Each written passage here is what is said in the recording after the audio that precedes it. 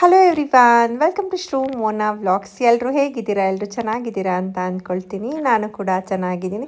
Actually ಈ ಒಂದು ವ್ಲಾಗಲ್ಲಿ ನಾವು ಬೆಂಗಳೂರಿಗೆ ಹೋಗಿದ್ವಿ ಅಣ್ಣನ ಮನೆ ಗೃಹ ಪ್ರವೇಶಕ್ಕೆ. ಅದ್ರ ವ್ಲಾಗು ಮತ್ತು ನನ್ನ ಫ್ರೆಂಡ್ ಮನೆಗೆ ವಿಸಿಟ್ ಮಾಡಿದ್ದು ಮತ್ತು ನನ್ನ ಡೈಲಿ ವ್ಲಾಗ್ಸ್ನ ಇದರಲ್ಲಿ ಶೇರ್ ಮಾಡ್ಕೊಂಡಿದ್ದೀನಿ. ಆ್ಯಂಡ್ ಕೆಲವೊಂದು ಬ್ಲೌಸ್ ಎಂಬ್ರಾಯ್ಡ್ರಿ ಡಿಸೈನ್ನ ಕೇಳಿದ್ರಿ, ಅದನ್ನು ಕೂಡ ಶೇರ್ ಮಾಡ್ಕೊಂಡಿದ್ದೀನಿ. ಹೋಪ್ ಈ ವಿಡಿಯೋನ ಎಂಜಾಯ್ ಮಾಡ್ತೀರಾ ಅಂದ್ಕೊಳ್ತೀನಿ. ಆ್ಯಕ್ಚುಲಿ ಅಣ್ಣನ ಮನೆ ಗೃಹ ಪ್ರವೇಶಕ್ಕೆ ಹೋಗಿರುವಂತಹ ವಿಡಿಯೋದಲ್ಲಿ ಸಾಂಗ್ ಹಾಕ್ಬಿಟ್ಟು ನಾನು ರೀಲ್ನ ಅಪ್ಲೋಡ್ ಮಾಡಿದ್ದೆ. ಅದರಲ್ಲಿ ತುಂಬ ಜನ ಬ್ಲೌಸ್ ಡಿಸೈನ್ ತೋರಿಸಿ ಮತ್ತು ಸ್ಯಾರಿ ಇದು ಲಿಂಕ್ ಕೇಳ್ತಾ ಇದ್ರಿ. ಆ್ಯಕ್ಚುಲಿ ಇದು ಪ್ಯೂರ್ ಸಿಲ್ಕ್ ಸ್ಯಾರಿ, ಲಿಂಕ್ ಎಲ್ಲ ಇಲ್ಲ. ಇದು ಆ್ಯಕ್ಚುಲಿ ನಮ್ಮ ಆಶಕ್ಕ, ನಮ್ಮ ದೊಡ್ಡಮ್ಮನ ಮಗಳು ಕೊಡಿಸಿದ್ದು, ಅಕ್ಕ ಅವರು ಊಟಿಯಿಂದ ತಗೊಂಡು ಬಂದಿದ್ದು. ಹಾಗಾಗಿ ಇದ್ರದ್ದು ಲಿಂಕ್ ಏನೂ ಇಲ್ಲ. ಅಣ್ಣನ ಮನೆ ಗೃಹ ಪ್ರವೇಶಕ್ಕೆ ಉಟ್ಕೊಂಡಿದ್ದೆ ನಾನು. ಕಾಂಟ್ರಾಸ್ಟ್ ಏನಿಲ್ಲ, ಸುಮ್ಮನೆ ಪ್ಲೈನ್ ಥರ ಇದೆ. ಇದಕ್ಕೇನಾದರೂ ಗ್ರೀನ್ ಕಲರ್ ಬ್ಲೌಸ್ ಹಾಕೊಂಡು ಸ್ಟಿಚ್ ಮಾಡ್ಕೊಂಡಿದ್ರೆ ತುಂಬಾ ಚೆನ್ನಾಗಿರ್ತಿತ್ತು ಅಂತ ಅನಿಸುತ್ತೆ. ಬಟ್ ನಾನು ಇವಾಗ ಪ್ರೆಗ್ನೆನ್ಸಿ ಇರೋದ್ರಿಂದ ಬೇಡ ಅಂತ ಹೇಳಿಬಿಟ್ಟು ಅದೇ ಬ್ಲೌಸಿಗೆ ನಾನು ಎಂಬ್ರಾಯ್ಡ್ರಿನ ಮಾಡಿಸ್ಕೊಂಡಿದ್ದೀನಿ. ತೋರಿಸ್ತೀನಿ ಡೀಟೇಲಾಗಿ ಎಂಬ್ರಾಯ್ಡ್ರಿ ಹೇಗೆ ಮಾಡಿಸಿದ್ದೀನಿ ಅಂತ ಹೇಳಿಬಿಟ್ಟು. ನಾನು ಯೂಶ್ವಲಿ ಹ್ಯಾಂಡ್ ಎಂಬ್ರಾಯ್ಡ್ರಿನೇ ಪ್ರಿಫರ್ ಮಾಡ್ತೀನಿ. ಹಾಗಾಗಿ ಇದಕ್ಕೆ ಸ್ವಲ್ಪ ಮಲ್ಟಿ ಕಲರ್ ಇರಲಿ ಅಂತ ಹೇಳಿಬಿಟ್ಟು ಪೇಸ್ಟಲ್ ಕಲರ್ನ ಚೂಸ್ ಮಾಡ್ಕೊಂಡಿದ್ದೆ. ಹೀಗೆ ಹಿಂದೆ ಈ ಥರ ಹೊಲಿಸ್ಕೊಂಡಿದ್ದೀನಿ, ಇಲ್ಲಿ ಕಟ್ ವರ್ಕ್ ಥರ. ಆ್ಯಕ್ಚುಲಿ ತುಂಬ ಚೆನ್ನಾಗಿ ಇತ್ತು ಎಂಬ್ರಾಯ್ಡ್ರಿ. ಬಟ್ ಇವಾಗ ಸ್ವಲ್ಪ ನಾನು ದಪ್ಪ ಸಣ್ಣ ಆಗಿರೋದ್ರಿಂದ ಸ್ವಲ್ಪ ವೇರಿಯೇಷನ್ ಅಂತ ಅನಿಸುತ್ತೆ. ಇದು ಬ್ಲೌಸು. ಬ್ಲೌಸಿಗೆ ಈ ಥರ ಚಿಕ್ಕ ಚಿಕ್ಕದಾಗಿ ಇರಿ ತೋರಿಸ್ತೀನಿ. ಹೀಗೆ ಈ ಥರ ಚಿಕ್ಕ ಚಿಕ್ಕದಾಗಿ ಡಿಸೈನ್ಸ್ನ ಇಟ್ಕೊಂಡು ಈ ಥರ ಹ್ಯಾಂಡಿಗೆ ಎಂಬ್ರಾಯ್ಡ್ರಿ ಮಾಡಿಸ್ಕೊಂಡಿದ್ದೀನಿ. ಹೀಗೆ ಇಲ್ಲಿ ಕಟ್ ವರ್ಕ್ ಥರ. ನಾನು ಜಾಸ್ತಿ ಕಟ್ ವರ್ಕ್ ಬೇಡ ಅಂತ ಹೇಳಿದ್ದೆ, ಹಾಗಾಗಿ ಹಿಂಗೆ ಸಿಂಪಲ್ಲಾಗಿ ಇಟ್ಟಿದ್ದಾರೆ. ಸೇಮ್ ಅದೇ ಡಿಸೈನ್ನ ನಾನು ಫ್ರಂಟಿಗೆ ಈ ಥರ ಡಿಸೈನ್ ಮಾಡಿಸ್ಕೊಂಡಿದ್ದೀನಿ. ಇದು ಫ್ರಂಟ್ ವ್ಯೂ. ನಾನು ಯೂಶ್ವಲಿ ಎಲ್ಲ ಸ್ಯಾರಿ ಬ್ಲೌಸಸ್ಸಿಗೂ ಕಪ್ಸ್ನ ಪ್ರಿಫರ್ ಮಾಡ್ತೀನಿ. ಕಂಫರ್ಟಾಗಿರುತ್ತೆ ಆ್ಯಂಡ್ ಬಾಡಿ ಶೇಪ್ ಕೂಡ ಚೆನ್ನಾಗಿ ಕಾಣುತ್ತೆ ಅಂತ ಹೇಳಿಬಿಟ್ಟು. ಇದು ಫ್ರಂಟ್ ಡಿಸೈನ್. ನನಗೆ ಇದೇನು ಇಷ್ಟು ದಪ್ಪ ಆಗಿದ್ದೀನೇನೋ ಅನ್ನಿಸ್ತಾ ಇದೆ. ಬ್ಲೌಸ್ ನೋಡ್ತಾ ಇದ್ರೆ ಫುಲ್ ದೊಡ್ಡದಾಗಿ ಕಾಣ್ತಾ ಇದೆ.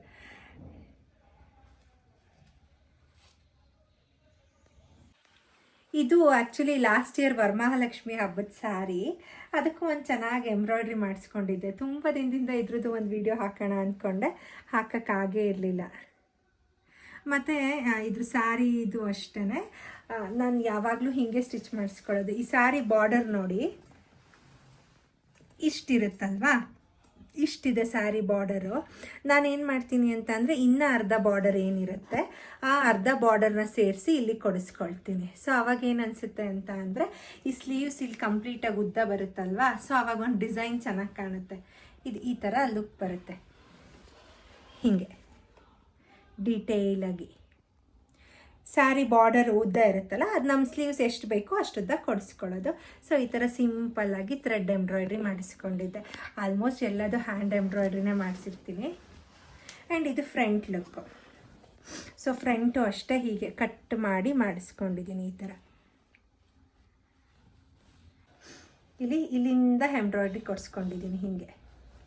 ಮತ್ತು ಹಿಂಗೆ ಪೂರ್ತಿ ಕಟ್ ವರ್ಕ್ ಥರ. ಒಂದು ನಿಮಿಷ ಈ ಥರ ಸೀರೆ ಒಳಗೆ ಹಾಕಿ ತೋರಿಸ್ತೀನಿ ರೀ, ಅವಾಗ ನಿಮ್ಗೊಂದು ಐಡಿಯಾ ಸಿಗುತ್ತೆ. ಇಲ್ಲಿ ನೋಡಿ, ಇದು ಫುಲ್ ಹೀಗೆ ಡೀಪು. ಇಲ್ಲಿಂದ ಹಿಂಗೆ ಡಿಸೈನ್. ಇಲ್ಲಿ ಬೇಕು ಅಂದರೆ ಬಟನ್ ಇಡಿಸ್ಕೋಬೋದು. ನಾನೇನು ಬಟನ್ ಇಡಿಸ್ಕೊಂಡಿಲ್ಲ. ಈ ಥರ ಒಂದು ಎಂಬ್ರಾಯ್ಡ್ರಿ ಮಾಡಿಸ್ಕೊಂಡಿದ್ದೀನಿ. ಈ ಸ್ಯಾರಿಗೆ ಈ ಥರ ಕುಚ್ಚು ಹಾಕಿಸ್ಕೊಂಡಿದ್ದೀನಿ. ಕಾಣಿಸ್ತಿದೆಯಾ ಇವಾಗ ಗೊತ್ತಾಗ್ತಿಲ್ಲ, ಒಂದು ನಿಮಿಷ ಇರಿ ತೋರಿಸ್ತೀನಿ. ಇದಕ್ಕೆ ಸಿಂಪಲ್ಲಾಗಿ ಬೇಬಿ ಕುಚ್ಚು ಹಾಕಿಸ್ಕೊಂಡಿದ್ದೀನಿ. ಇಲ್ಲಿ ಇಷ್ಟೇ. ಆ್ಯಕ್ಚುಲಿ ನನ್ನ ಕಸಿನ್ ಮದುವೆಲಿ ಈ ಬ್ಲೌಸ್ ಹಾಕ್ಕೊಂಡು ಸ್ಯಾರಿ ಉಟ್ಕೊಂಡಾಗ ತುಂಬ ಜನ ಚೆನ್ನಾಗಿದೆ ಅಂತ ಕಮೆಂಟ್ ಹಾಕಿದ್ರಿ. ಆ್ಯಂಡ್ ತುಂಬ ಜನ ಅಷ್ಟೊಂದು ಚೆನ್ನಾಗಿಲ್ಲ, ಗಾಡಿ ಥರ ಇದೆ ಅಂತಲೂ ಕಮೆಂಟ್ ಹಾಕಿದ್ರಿ. ಇದ್ರದ್ದು ವೀಡಿಯೋನೂ ಕೇಳಿದ್ರಿ. ನಾನು ಮಾಡೋಣ ಅಂತ ಅಂದ್ಕೊಂಡು ಇಷ್ಟು ದಿನ ಆಯಿತು ನೋಡಿ. ಇದು ಅಷ್ಟೇ, ಆ ಸ್ಯಾರಿ ಏನಿದೆ ಸಿಲ್ಕ್ ಸ್ಯಾರಿ, ಆ ಸ್ಯಾರಿಗೇ ನಾನು ಇಲ್ಲಿ ಪೂರ್ತಿ ಎಂಬ್ರಾಯ್ಡ್ರಿ ಮಾಡಿಸಿದ್ದೀನಿ. ಸ್ವಲ್ಪ ದಾರೆಗೆ ಉಟ್ಕೊಂಡಿದ್ದೆ ಅಲ್ವಾ, ಸ್ವಲ್ಪ ಹೆವಿಯಾಗಿರಲಿ ಅಂತ ಹೇಳಿಬಿಟ್ಟು ಈ ಥರ ಎಂಬ್ರಾಯ್ಡ್ರಿ ಮಾಡಿಸ್ಕೊಂಡಿದ್ದೀನಿ. ಆ್ಯಂಡ್ ಇದಕ್ಕೆ ಸಪ್ರೇಟ್ ನೆಟ್ಟೆಡ್ ತೊಗೊಂಡು ನಾನು ಸ್ಲೀವ್ಸ್ನ ಈ ಥರ ಸ್ಟಿಚ್ ಮಾಡಿಸ್ಕೊಂಡಿರೋದು. ಇಲ್ಲಿ ಡೀಟೇಲಾಗಿ ನೋಡ್ಬೋದು.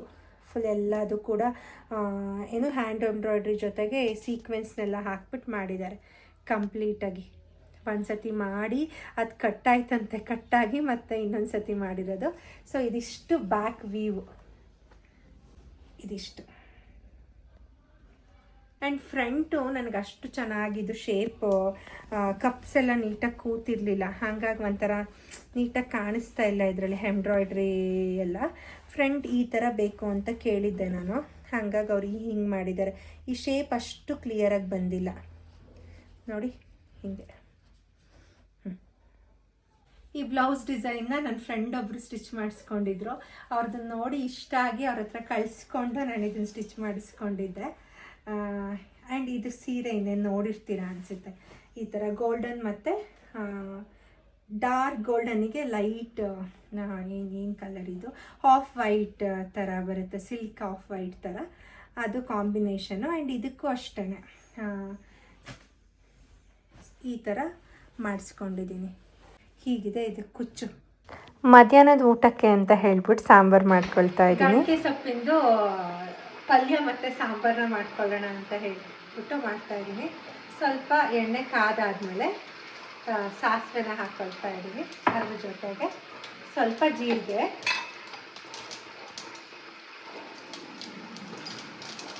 ಜೀರಿಗೆ ಅಂದರೆ ಆಗಲ್ಲ, ಸ್ವಲ್ಪ ಜೀರಿಗೆ ಮತ್ತು ಬೆಳ್ಳುಳ್ಳಿನ ಗೆಜ್ಜಿಟ್ಕೊಂಡಿದ್ದೆ, ಆ ಬೆಳ್ಳುಳ್ಳಿ ಗೆಜ್ಜಿಟ್ಕೊಂಡಿದ್ದೆ ಅಲ್ವಾ, ಅದನ್ನು ಹಾಕ್ಕೊಳ್ತಾ ಇದ್ದೀನಿ.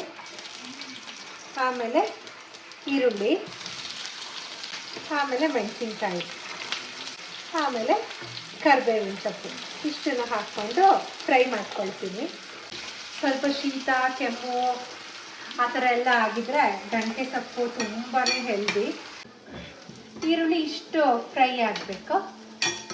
ಈರುಳ್ಳಿ ಇಷ್ಟು ಫ್ರೈ ಆದಮೇಲೆ ಗಂಟೆ ಸೊಪ್ಪನ್ನ ಚೆನ್ನಾಗಿ ಸೋಸಿ ತೊಳೆದಿಟ್ಕೊಂಡಿದ್ದೆ, ಅದನ್ನು ಹಾಕ್ಕೊಳ್ತಾ ಇದ್ದೀನಿ. ಇದೇನು ಸೊಪ್ಪು ಒಂದೇ ಸತಿ ಭಾಳ ಹೋದಂಗೆ ಆಗ್ಬಿಡುತ್ತೆ, ಹಾಗಾಗಿ ಇಷ್ಟು ಪುಟ್ಟದು ಇಟ್ಕೊಂಡಿದ್ದೀನಿ. ರುಚಿಗೆ ತಕ್ಕಷ್ಟು ಉಪ್ಪನ್ನ ಹಾಕ್ಕೊಳ್ತೀನಿ. ಜಾಸ್ತಿ ಉಪ್ಪು ಹಾಕೋಬಾರ್ದು, ಜಾಸ್ತಿ ಉಪ್ಪು ಹಾಕ್ಬಿಟ್ರೆ ಸೊಪ್ಪು ಕಮ್ಮಿ ಇದೆಯಲ್ಲ, ಜಾಸ್ತಿ ಹಾಕಿದ್ರೆ ಉಪ್ಪು ಆಗಿಬಿಡುತ್ತೆ. ಉಪ್ಪು ಹಾಕಿ ಚೆನ್ನಾಗಿ ಎಣ್ಣೆಯಲ್ಲಿ ಫ್ರೈ ಮಾಡ್ಕೊಳ್ಳೋದು. ಚೆನ್ನಾಗಿ ಸೊಪ್ಪೆಲ್ಲ ಫ್ರೈ ಆಗಿ ಈ ಥರ ಬೇಯಬೇಕು. ಬೆಂದಾದ್ಮೇಲೆ ಲಾಸ್ಟಿಗೆ ನಾನು ಕಾಯಿ ತುರಿ ಹಾಕ್ಕೊಳ್ತಾ ಇದ್ದೀನಿ. ಇದಕ್ಕೆ ಆ್ಯಕ್ಚುಲಿ ಜಾಸ್ತಿ ಕಾಯಿ ತುರಿ ಹಾಕಿದಷ್ಟು ರುಚಿ ಜಾಸ್ತಿ.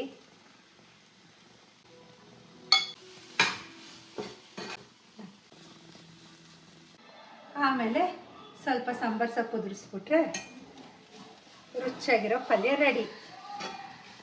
ಇದ್ರ ಜೊತೆಗೆ ಇವಾಗ ಗಂಟೆ ಸೊಪ್ಪಿನ ಸಾಂಬಾರು ಮಾಡೋದು ಹೇಗೆ ಅಂತ ಆಲ್ರೆಡಿ ನಾನು ತುಂಬ ಹಳೇ ವ್ಲಾಗಲ್ಲಿ ಅಪ್ಲೋಡ್ ಮಾಡಿದ್ದೀನಿ. ಸೊ ಇದರಲ್ಲೂ ಒಂದು ವಿಡಿಯೋ ಅಪ್ಲೋಡ್ ಮಾಡ್ತೀನಿ.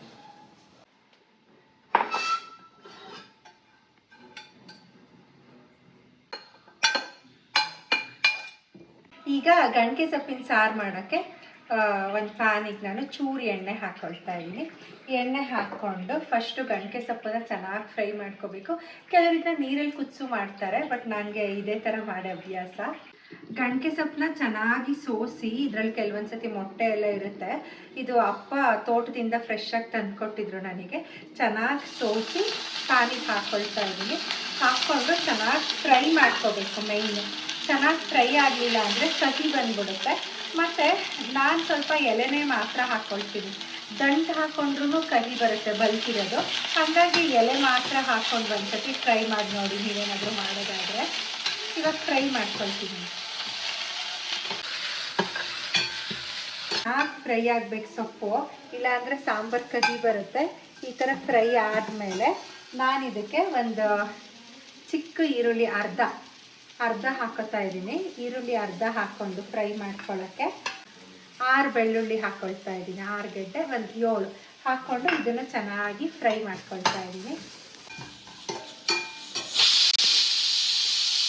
ಈರುಳ್ಳಿ ಮತ್ತು ಬೆಳ್ಳುಳ್ಳಿ ಎರಡು ಚೆನ್ನಾಗಿ ಫ್ರೈ ಆದಮೇಲೆ ಒಂದು ಸ್ವಲ್ಪ ಜೀರಿಗೆ ಹಾಕ್ಕೊಳ್ತಾ ಇದ್ದೀನಿ, ಒಂದು ಅರ್ಧ ಟೀ ಸ್ಪೂನಷ್ಟು ಇದಕ್ಕೆ ಜೀರಿಗೆ ಹಾಕ್ಕೊಂಡು ಫ್ರೈ ಮಾಡಿಕೊಂಡು ಅದಾದಮೇಲೆ ಒಂದು 2 ಕಾಳಷ್ಟು ಮೆಣಸು ಹಾಕ್ಕೊಳ್ತಾ ಇದ್ದೀನಿ.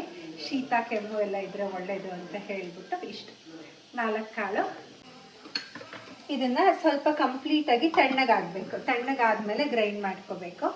ಈಗ ಮಿಕ್ಸಿ ಜಾರಿಗೆ ಅರ್ಧ ಈರುಳ್ಳಿ ಫ್ರೈ ಮಾಡ್ಕೊಂಡಿದ್ದೆ, ಚಿಕ್ಕ ಈರುಳ್ಳಿಲಿ. ಇನ್ನು ಅರ್ಧ ಈರುಳ್ಳಿ ಹಾಗೆ ಹಸಿದು ಹಾಕ್ಕೊಳ್ತಾ ಇದ್ದೀನಿ.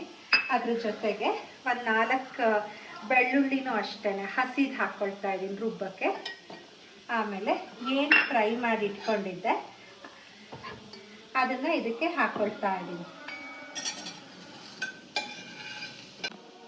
ಆಮೇಲೆ ರುಬ್ಬಕ್ಕೇನೆ ಸ್ವಲ್ಪ ಅರಿಶಿನ ಪುಡಿ ಹಾಕ್ಕೊಳ್ತಾ ಇದ್ದೀನಿ. ಸಾಂಬಾರು ಪುಡಿನ ಒಂದು ಅರ್ಧ ಸ್ಪೂನ್ ಹಾಕ್ಕೊಳ್ತಾ ಇದ್ದೀನಿ, ಯಾಕಂದರೆ ಕ್ವಾಂಟಿಟಿ ಕಮ್ಮಿ ಇರೋದ್ರಿಂದ. ಹಂಗಾಗಿ ಒಂದು ಅರ್ಧ ಸ್ಪೂನಷ್ಟು ಖಾರದ ಪುಡಿ ಹಾಕ್ಕೊಳ್ತಾ ಇದ್ದೀನಿ. ಇಷ್ಟು ಉಪ್ಪು ಹಾಕ್ಕೊಂಡು ಗ್ರೈಂಡ್ ಮಾಡ್ಕೊಳ್ತಾ ಇದ್ದೀನಿ. ತೆಂಗಿನಕಾಯಿ ಜಾಸ್ತಿ ಹಾಕಿದ್ರೆ ಅಷ್ಟೊಂದು ರುಚಿ ಸಿಗಲ್ಲ. 2 ಸ್ಪೂನು ಸಾಂಬಾರು ಸೊಪ್ಪು, ಕೊತ್ತಂಬರಿ ಸೊಪ್ಪು, ಅದನ್ನು ಸಣ್ಣಗೆ ಕಟ್ ಮಾಡಿ ಇಟ್ಕೊಂಡಿದ್ದೀನಿ. ಅದನ್ನು ಹಾಕ್ಕೊಂಡು ಇವಾಗ ಮಿಕ್ಸಿ ಮಾಡ್ಕೊಳ್ತೀನಿ. ಬೇಕು ಅಂತ ಅಂದರೆ ಒಂದು ಸ್ವಲ್ಪ ಕಡಲೆ ಹಾಕೋಬೋದು, ಬಟ್ ನಾವು ಏನು ಸಾಂಬಾರು ಪುಡಿ ಮಾಡಿರ್ತಾರಲ್ವ, ಕಾಳು ಪುಡಿ, ಅದಕ್ಕೆ ಅಮ್ಮ ಕಡಲೆ ಹಾಕಿರ್ತಾರೆ. ಹಾಗಾಗಿ ಇದಿಷ್ಟು ಇವಾಗ ಚೆನ್ನಾಗಿ ಗ್ರೈಂಡ್ ಮಾಡ್ಕೊಳ್ತೀನಿ. ಎಣ್ಣೆ ಕಾಯ್ತು ಸಾಂಬಾರಿಗೆ. ಇವಾಗ ಎಣ್ಣೆ ಕಾದ್ಮೇಲೆ ಮಾಮೂಲಿ ಒಗ್ಗರಣೆ ಸಾಸಿವೆ ಹಾಕ್ಕೊಳ್ತಾ ಇದ್ದೀನಿ. ಸಾಸಿವೆ ಮತ್ತು ಜಜ್ಜಿರೋ ಬೆಳ್ಳುಳ್ಳಿ, ಕರಿಬೇವು, ಒಣಮೆಣ್ಸಿಕಾಯಿ ಹಾಕೋಬೇಕು. ಒಣಮೆಣ್ಸಿಕಾಯಿ ಖಾಲಿ ಆಗಿಬಿಟ್ಟಿದೆ, ನಾನು ನೋಡ್ಕೊಂಡಿಲ್ಲ, ಹಾಗಾಗಿ ಒಣಮೆಣ್ಸಿಕಾಯಿ ಹಾಕಿಲ್ಲ. ಅದ್ರ ಜೊತೆಗೆ ಸ್ವಲ್ಪ ಜೀರಿಗೆ ಹಾಕ್ಕೊಳ್ತಾ ಇದ್ದೀನಿ. ಬೆಳ್ಳುಳ್ಳಿ ಚೆನ್ನಾಗಿ ಫ್ರೈ ಆಗಬೇಕು, ಗೋಲ್ಡನ್ ಕಲರ್ ಥರ ಫ್ರೈ ಆದಮೇಲೆ ಈ ಥರ ಮಸಾಲೆ ಚೆನ್ನಾಗಿ ರುಬ್ಬಿಟ್ಕೊಂಡಿದ್ದೀನಿ ನೋಡಿ, ಸಣ್ಣಗೆ ಫೈನ್ ಪೇಸ್ಟ್ ಥರ ಆಗಿದೆ. ಫಸ್ಟ್ ನಾನು ಏನು ಮಸಾಲೆ ರುಬ್ಕೊಂಡಿದ್ದೆ ಅದನ್ನು ಫಸ್ಟ್ ಈ ಥರ ಫ್ರೈ ಮಾಡ್ಕೊಳ್ತೀನಿ ನಾನು ಇಲ್ಲಿ. ಹೀಗೆ ಅದು ಚೂರು ಹಸಿ ವಾಸನೆ ಏನಿರುತ್ತೆ ಅದು ಹೋದರೆ ಚೆನ್ನಾಗಿ ಅನಿಸುತ್ತೆ ಅಂತ ಹೇಳಿಬಿಟ್ಟು ಒಂಚೂರು ಹಿಂಗೆ ಫ್ರೈ ಮಾಡಿಕೊಂಡು ಆಮೇಲೆ ನೀರು ಹಾಕ್ಕೊಳ್ತೀನಿ. ಮಿಕ್ಸಿ ಜಾರ್ನ ತೊಳೆದು ನೀರು ಹಾಕ್ಕೊಬಿಟ್ರೆ ಗಂಟೆ ಸೊಪ್ಪಿನ ಬಜ್ಜಿ ರೆಡಿ ಆಗಿಬಿಡುತ್ತೆ.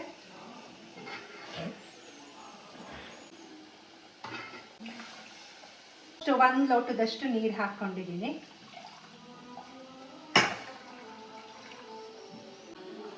ನಾನು 1 ಟೈಮಿಗೆ ಮಾಡ್ಕೊಂಡಿರೋದ್ರಿಂದ ಇಷ್ಟೇ ಮಾಡ್ಕೊಂಡಿದ್ದೀನಿ. ಇಲ್ಲಿ ಇಷ್ಟು ಕನ್ಸಿಸ್ಟೆನ್ಸಿ.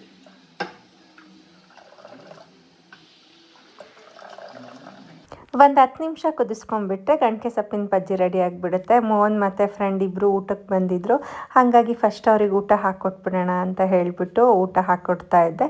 ಪಲ್ಯ ಅಂತೂ ತುಂಬ ಚೆನ್ನಾಗಾಗಿತ್ತು, ನಿಜವಾಗ್ಲೂ ತುಂಬ ಹೆಲ್ದಿ. ನೀವು ಒಂದ್ಸತಿ ಟ್ರೈ ಮಾಡಿ, ಗಂಟೆ ಸೊಪ್ಪು ಸಿಕ್ಕಿದ್ರೆ. ಅದ್ರ ಜೊತೆಗೆ ಎಗ್ನ ಬಾಯ್ಲ್ ಮಾಡಿ ಕೊಟ್ಟಿದ್ದೆ.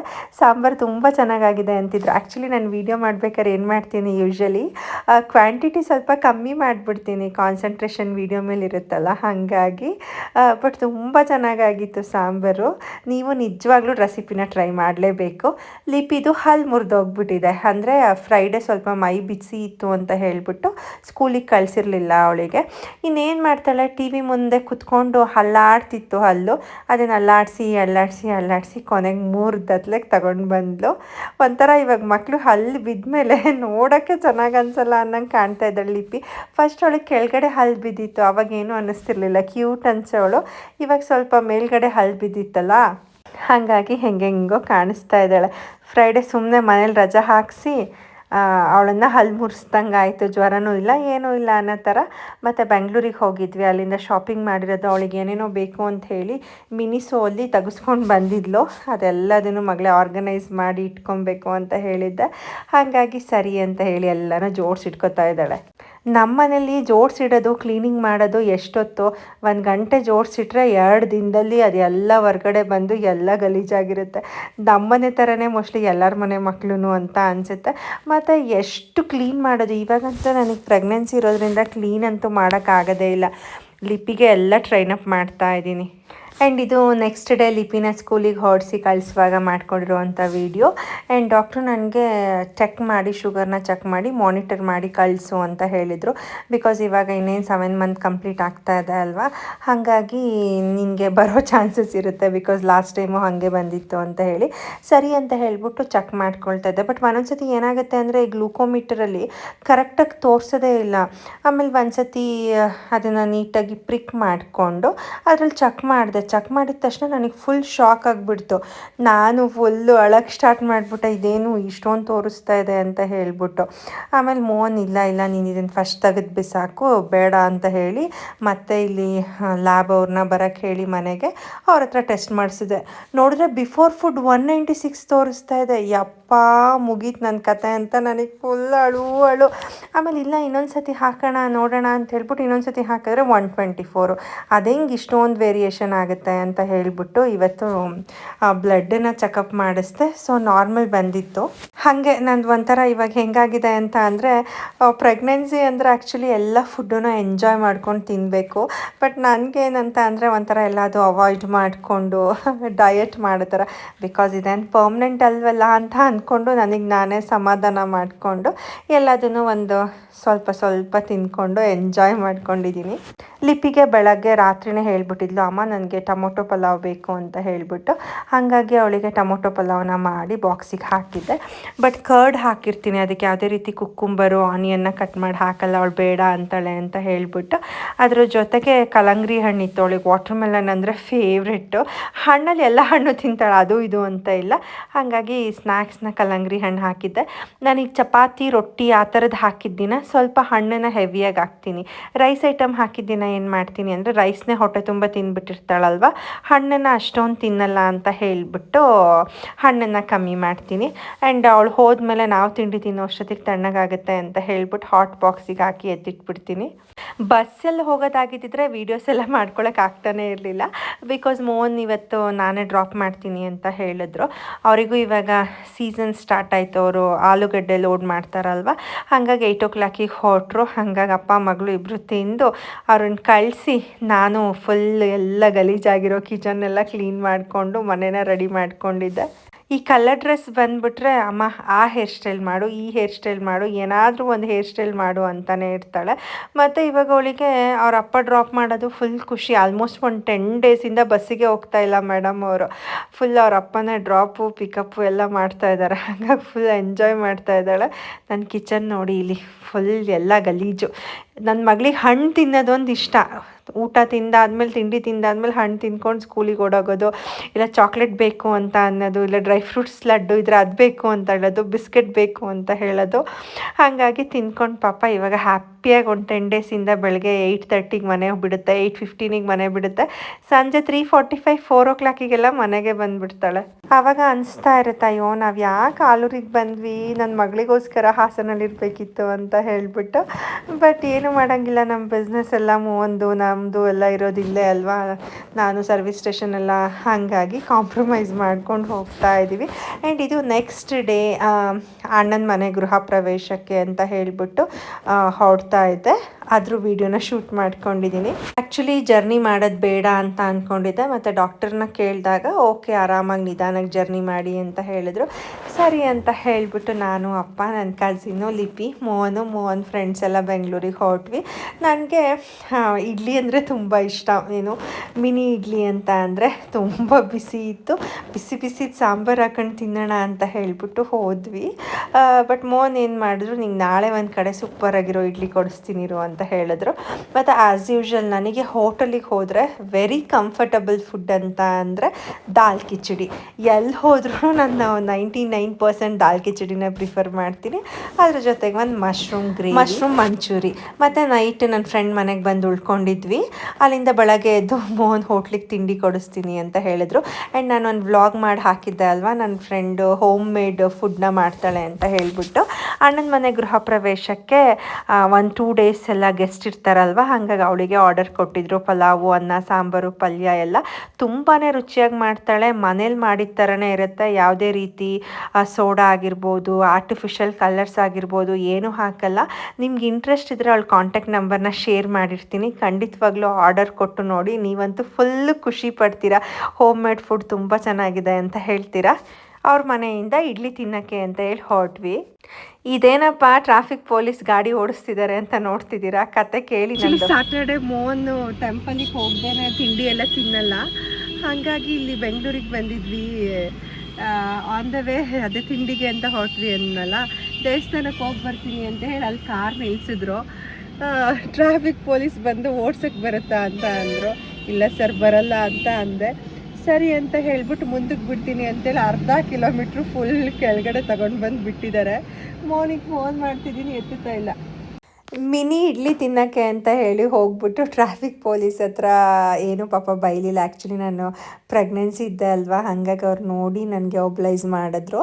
ಇಲ್ಲ ಅಂದರೆ ಮೇ ಬಿ ಬೈದಿರ್ತಿದ್ರು ಅನಿಸುತ್ತೆ, ಇಲ್ಲಿ ನಿಲ್ಸೋಗಿದ್ದೀರಾ ಗೊತ್ತಾಗಲ್ವಾ ಅಂತ ಹೇಳಿಬಿಟ್ಟು. ಸೊ ಮೋನು ತುಂಬಾ ಚೆನ್ನಾಗಿರುವಂತಹ ಮಿನಿ ಇಡ್ಲಿ ಕೊಡಿಸಿದ್ರು. ಫೈನಲಿ ನಾನು 2 ಪ್ಲೇಟ್ ತಿಂದು, ನನಗೆ ಬಿಸಿಬೇಳೆ ಬಾತು, ಈ ಥರ ಬೇಳೆ ಬಾತು, ಪೊಂಗಲ್ಲು, ದಾಲ್ ಕಿಚಡಿ ಆ ಥರದ್ದೆಲ್ಲ ಇಷ್ಟ ಆಗುತ್ತೆ. ಹಾಗಾಗಿ ಅದನ್ನು ತಿಂದು, ಮತ್ತು ನನ್ನ ಫೇವ್ರೆಟ್ ರಸಮಲಾಯಿನ ತಿಂದು ಲಿಪಿನ ಕರ್ಕೊಂಡು ಮಾಲಿಗೆ ಹೊರಟ್ವಿ. ಬಟ್ ಅವಳೇನಂತ ಅಂದರೆ ಫುಲ್ ಡಿಮ್ಯಾಂಡ್, ನನಗೆ ಅದು ಬೇಕು ಇದು ಬೇಕು ಅಂತ ಹೇಳ್ಬಿಟ್ಟು ಸ್ಟಾರ್ಟ್ ಮಾಡ್ತಿದ್ಲು. ಮಾಲಿಗೆ ಹೋಗ್ತಾ ಇದ್ದೀವಿ ನಾವು. ನನ್ನ ಮಗಳಿಗೆ ಒಂಚೂರು ಕೋಪ ಬಂದ್ಬಿಟ್ಟಿದೆ. ಚಿನ್ನು ನಾವಿವಾಗ ಅವರ ಮೋಹನ್ ಹೇಳ್ತಿದ್ದಾರೆ, ಶ್ರುತಿ ನೀನೇನು ಕೊಡಿಸ್ಬೇಡ ಅವಳಿಗೆ, ಬರೀ ಸ್ಲಿಪ್ಪರ್ ಕೊಡಿಸು, ಇಲ್ಲ ಅಂದರೆ ಗೇಮ್ ಆಡಿಸು ಅಂತ. ನಾನಿಲ್ಲ, ನನ್ನ ಮಗಳು ಏನು ಕೇಳಿದ್ರು ಕೊಡಿಸ್ಬೇಕು ಅಂತ ಹೇಳಿದ್ದೀನಿ. ಅಲ್ಲ ಚಿನ್ನು, ಅವಳಿಗೆ ಯಾವಾಗಲೂ ಅಪ್ಪನೇ ಇಷ್ಟ. ಈಗ ಒಂಚೂರು ಅವ್ರ ಅಪ್ಪ ಹಂಗೆ ಹೇಳಿದ್ರು ಅಂತ ಹೇಳ್ಬಿಟ್ಟು ಯಾರು ಇಷ್ಟ ಅಂದರೆ ಅಮ್ಮ ಇಷ್ಟ ಅಂತೆ. ಅಮ್ಮ ಇಷ್ಟ ಅಂತೆ. ಬೆಂಗಳೂರಲ್ಲಿ ಟ್ರಾಫಿಕ್ ಮೊದಲೇ ಜಾಸ್ತಿ, ಅದ್ರಲ್ಲಿ ಬೇರೆ ಹಿಂಸೆ ಕೊಡ್ತಾಯಿದ್ಲು ಡ್ರೈವಿಂಗ್ ಮಾಡುವಾಗ ಅಂತ ಜೋರು ಮಾಡಿದ್ರು ಮೋವನ್ನು. ಅದಕ್ಕೆ ನಂಗೆ ಅಪ್ಪ ಇಷ್ಟ ಇಲ್ಲ ಅಮ್ಮ ಇಷ್ಟ ಅಂತ ಅಂದ್ಲು. ಸರಿ ಅಂತ ಹೇಳಿಬಿಟ್ಟು ನಾವು ಮಾಲಿಗೆ ಬಂದಿದ್ವಿ. ಎಷ್ಟೊಂದು ದಿನ ಆಗಿಬಿಟ್ಟಿತ್ತು ಆ್ಯಕ್ಚುಲಿ. ನನಗೂ ಸ್ವಲ್ಪ ಶಾಪಿಂಗ್ ಕ್ರೇಜು, ಮೋನಿಗಂತೂ ನನಗಿಂತ ಹೆಚ್ಚು. ಹುಡುಗಿಯಾಗಿ ನನಗೆ ಜಾಸ್ತಿ ಕ್ರೇಜ್ ಅಂದರೆ ಮೋನಿಗೆ ನನಗಿಂತ ಜಾಸ್ತಿ ಕ್ರೇಜು. ಹಾಗಾಗಿ ನಾನು ಮೋನು ಮತ್ತು ಅದು ಇದು ತೊಗೊಬೇಕು ಅಂತ ಅಂದ್ಕೊಂಡು ಹೋದ್ವಿ. ನಾನು ಸ್ವಲ್ಪ ನನಗೇನು ಬೇಕು ಅದನ್ನು ಶಾಪಿಂಗ್ ಮಾಡ್ಕೊಂಡೆ. ಬಟ್ ಜಾಸ್ತಿ ತಿರುಗಾಡೋಕ್ಕೆ ಆಗಲಿಲ್ಲ ನನಗೆ. ಎಲ್ಲ ಏನು ಸ್ಟೋರ್ಸ್ನು ಎಕ್ಸ್ಪ್ಲೋರ್ ಮಾಡೋಣ ಅಂತ ಅಂದ್ಕೊಂಡೆ, ಬಟ್ ಆಗಲಿಲ್ಲ. ಒಂದು ಗ್ಲಾಸ್ನ ತೊಗೊಂಡು ಮತ್ತು ಸ್ಲಿಪ್ಪರ್ ತೊಗೊಂಡು ನನ್ನ ಪಾಡಿಗೆ ನಾನು ಬಂದು ಕೂತ್ಕೊಂಡ್ಬಿಟ್ಟೆ. ಮೋನು ಸರಿ ನಾನು ಬಟ್ಟೆ ತೊಗೊಬೇಕು, ಆಫರ್ಸ್ ಎಲ್ಲ ಇರುತ್ತೆ ಅಂತ ಹೇಳಿದ್ರು. ಬಟ್ಟೆ ತಗೊಳಕ್ಕೆ ಹೋದರೆ ನಾನು ಆಲ್ಮೋಸ್ಟ್ 30 ಮಿನಿಟ್ಸಲ್ಲಿ ಮುಗಿಸ್ದೆ. ಮಾಡಿ ನನಗೆ ಸಾಕಾಗೋಯ್ತು. ನೋಡಿ 3000 ಆಗಿದೆ ಅಮ್ಮ. ಮಿನಿಸೋಗೆ ಹೋಗಿ ಅಕ್ಕನ ಜೊತೆ 3000 ಕೊಟ್ಟು ತಂದಿದ್ಯಲ್ಲ, ಅಪ್ಪಂಗೆ ಹೇಳಿದ್ದೀನಿ. ಒಂಥರ ಕಡ್ಡಿ ಹಂಗೆ ಕಾಣ್ತಾ ಇಲ್ವಾ?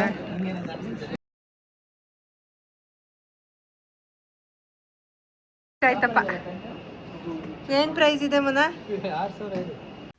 ನನಗೂ ಕೂತು ಸಾಕಾಗೋಯ್ತು. ನನ್ನ ಮಗಳು ಏನು ಮಾಡ್ತಾಳೆ, ಅಮ್ಮ ಒಂದು 5 ನಿಮಿಷ ಮೊಬೈಲ್ ನೋಡ್ತೀನಿ ಅಂತೇಳಿ ಮೊಬೈಲ್ ಇಸ್ಕೊಂಡು ಅವ್ರ ಅಪ್ಪನ ನೋಡ್ತಾ ಇದ್ದಾಳೆ. ಕೊನೆಗೂ ಮೋಹನ್ ಶಾಪಿಂಗ್ ಎಲ್ಲ ಮುಗಿಸಿ ಒಂದಷ್ಟು ಶರ್ಟು ಪ್ಯಾಂಟು ಎಲ್ಲ ತೊಗೊಂಡ್ರು. ನನಗೆ ಬೇರೆ ಶಾಪ್ಸಿಗೆ ಹೋಗಬೇಕು ಅನ್ನೋ ಇಂಟ್ರೆಸ್ಟ್ ಇತ್ತಲ್ಲ, ಅದಂತೂ ಖಂಡಿತ ಹೋಗ್ಬಿಡ್ತು. ಮೋಹನ್ ಶಾಪಿಂಗ್ ನೋಡಿ ಸುಸ್ತಾಗೋಗಿತ್ತು. ಮತ್ತು ಅವ್ರು ಆ್ಯಕ್ಚುಲಿ ಇನ್ನೂ ಏನೇನೋ ನೋಡಬೇಕು ಅಂತಿದ್ರು. ನನಗಂತೂ ಆಗಲ್ಲಪ್ಪ ಅಂತ ಹೇಳಿ ಅಲ್ಲಿ ರಾಜಧಾನಿ ಹೋಟೆಲ್ಗೆ ಅಂತ ಹೇಳಿಬಿಟ್ಟು ಊಟಕ್ಕೆ ಹೋದ್ವಿ. ಆ್ಯಕ್ಚುಲಿ ಊಟ ಎಲ್ಲ ಚೆನ್ನಾಗಿತ್ತು, ಬಟ್ ನನಗೆ ವಾವ್ ಅಂತ ಏನು ಫೀಲ್ ಆಗಲಿಲ್ಲ ಟೇಸ್ಟ್. ಬಿಕಾಸ್ ನಮ್ಮ ಸೌತ್ ಇಂಡಿಯನ್ ಫುಡ್ಡೇ ನನಗೆ ತುಂಬಾ ಇಷ್ಟ ಆಗುತ್ತೆ. ಆದರೂ ಅದರಲ್ಲಿ ಕೆಲವೊಂದೊಂದು ಡಿಶಸ್ ಇಷ್ಟ ಆಯಿತು. ಲಿಪಿ ಅಂತೂ ಅಲ್ಲಿ ಏನೂ ತಿಂದಿಲ್ಲ. ಪುಲ್ಕ ಮತ್ತು ಅದ್ರ ಜೊತೆಗೆ ಪನ್ನೀರ್ ಏನೋ ತಿಂದಳು, ರೋಟಿ ಅಂತ ಅನಿಸುತ್ತೆ ಅದು. ತುಂಬ ದಿನದಿಂದ ಅಂದ್ಕೊಳ್ತಾ ಇದ್ದೆ ಆ್ಯಕ್ಚುಲಿ ಮೆನು ಎಲ್ಲ ನೋಡಿದಾಗ ಇಲ್ಲಿಗೆ ಒಂದ್ಸತಿ ವಿಸಿಟ್ ಮಾಡೋಣ ಅಂತ ಹೇಳಿಬಿಟ್ಟು. ಸರಿ ಅಂತ ಹೇಳ್ಬಿಟ್ಟು ವಿಸಿಟ್ ಮಾಡಿದೆ. ಕೊನೆಗೂ ನೀನು ಆಸೆ ಎಲ್ಲ ತೀರಿಸ್ಕೊಂಬಿಟ್ಟಲ್ಲ ಬಿಡು ಅಂತ ಇದ್ರು ಮೋವನ್ನು. ಅಂತೂ ಒಂದು ರೇಂಜಿಗೆ ಊಟ ಮುಗಿಸ್ಕೊಂಡು ಮತ್ತು ಇನ್ನೊಂದು ಸ್ಲಿಪ್ಪರ್ ತೊಗೊಬೇಕು ಅಂತ ಹೇಳ್ಬಿಟ್ಟು ಬಂದ್ವಿ. ಅಲ್ಲೂ ಯಾಕೋ ನನಗೆ ನೋಡೋಕ್ಕೆ ಪೇಷನ್ಸ್ ಇರಲಿಲ್ಲ. ಮತ್ತು ನೋಡ್ಬೋದು ನೀವು ಅಲ್ಲಿ ಎಷ್ಟು ರಶ್ ಇತ್ತು ಅಂತ ಹೇಳಿಬಿಟ್ಟು, ನನಗಂತೂ ಕಾಯೋಕ್ಕಾಗಲ್ಲ ಮುನ ಅಂತ ಹೇಳಿಬಿಟ್ಟು ಅಲ್ಲಿಂದನೂ ಸ್ಲಿಪ್ಪರು ತೊಗೊಂಡಿಲ್ಲ, ವಾಪಸ್ ಬಂದುಬಿಟ್ವಿ.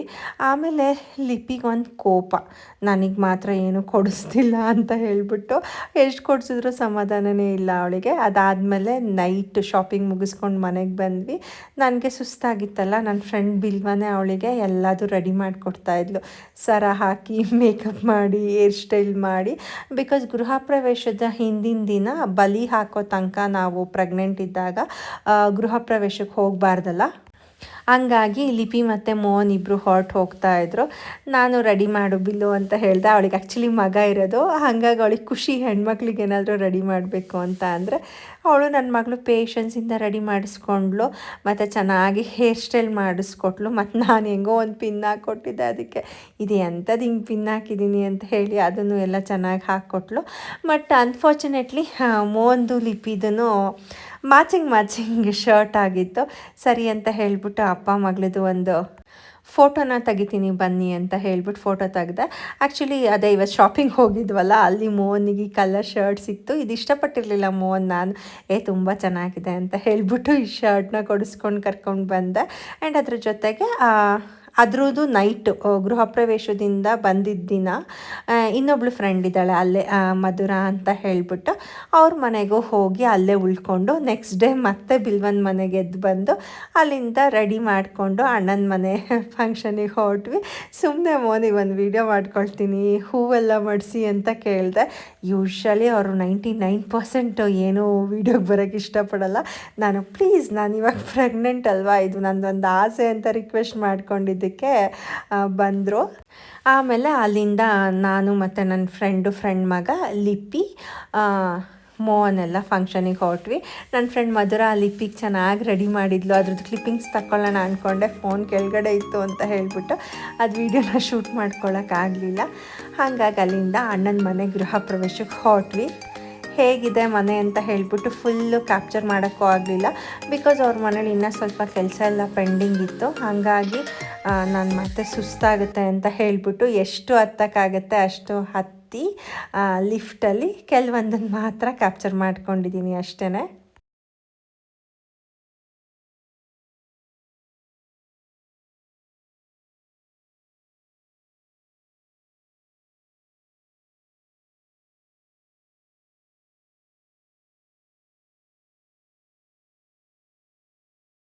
ಇನ್ನು ನೆಕ್ಸ್ಟ್ ಯೂಟ್ಯೂಬ್ ಅಲ್ಲಿ ಅದೇ ಬರೋದು. ಒನ್ ಇಯರ್ ಇಂದ ನೋಡಿದಾಗ ಒಂದು ಲೈಕ್ ಬಂದಿಲ್ಲ.